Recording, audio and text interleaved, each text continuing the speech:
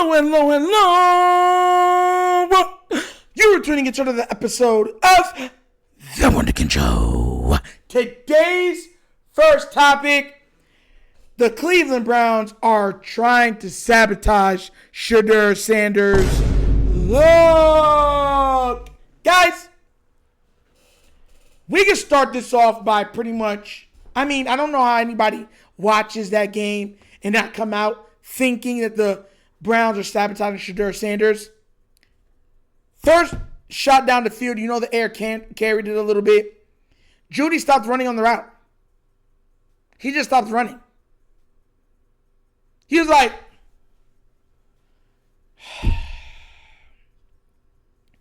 but then they come back, right here like, oh man.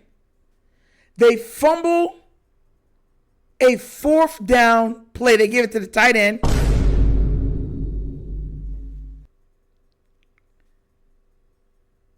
The kick returner catches a kick return at the edge on the 6, then steps out of bounds purposely.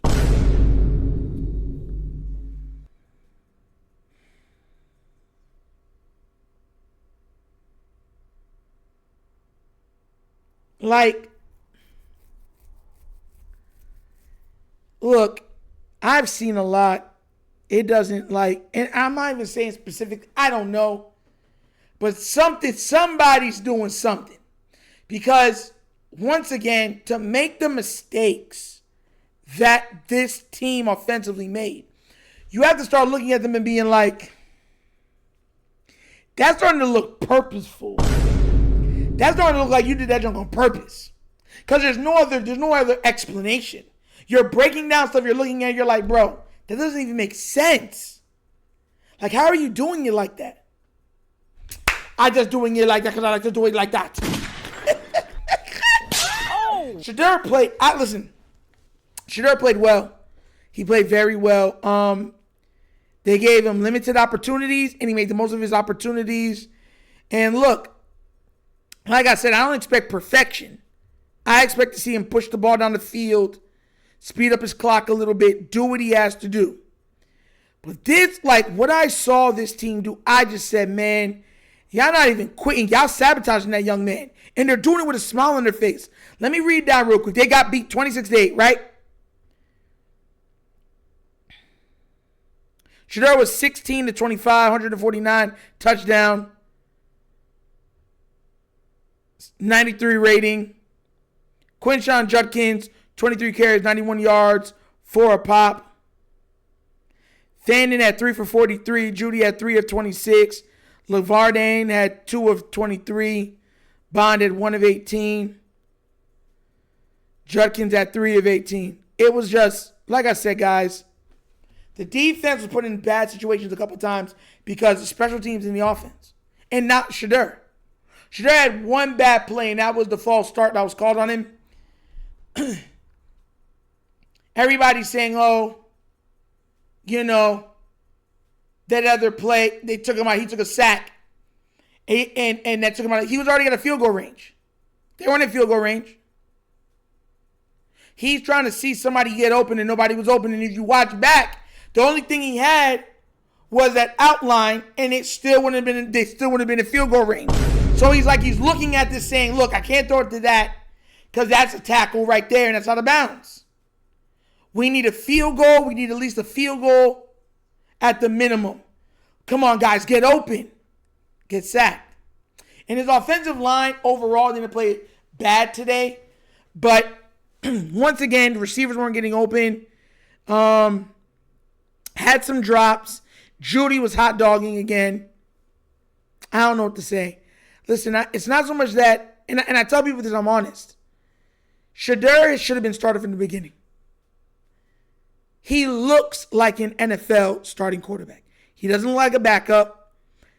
He can make all the throws. The one to Fannin was great. There was another one down the field that was really good. He got smacked, and it went right to the guy during him smacked. The guy jumped over the defender and hit his arm, and he got hit right there, but it got enough on it to get it to him for what I believe was like a 20-something yard pass, and then a 34-yard touchdown to Fannin.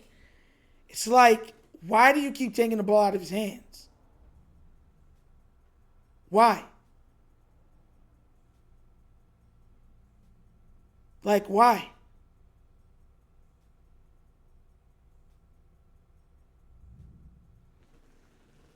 We're going to get to see what happens next week. I mean, Ravens didn't play today, so I got to break it down. Myles Garrett got another sack. He's at 19 sacks on the season. That, which is crazy. There's like 5 more games to go. He's like on pace for like 25, 26 sacks.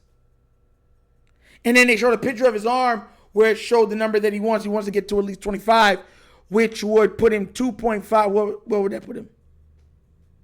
Yeah. It put him 2.5 sacks over the record. Mind you, everybody knows the record is held by that man from New York, and it was tied by T.J. Watt, Michael Strahan.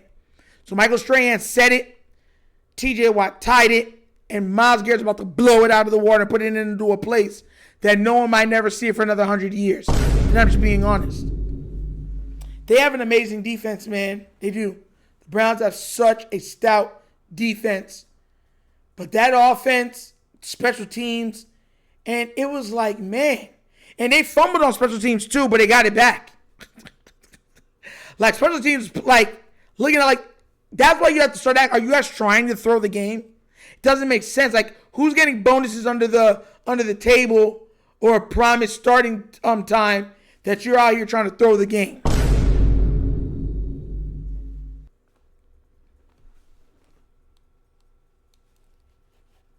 His teammates, his weapons. The only weapon that I see plays like, oh my God, the two, Isaiah Bond and Judkins. Everybody else, those are the only 2 guys that I see play like they're playing with everything they got. Everybody else is like, Fanning fumbles the ball and gets off, and he's laughing on the sideline. And you can see Shedeur like, bro, you serious? Come on now, man.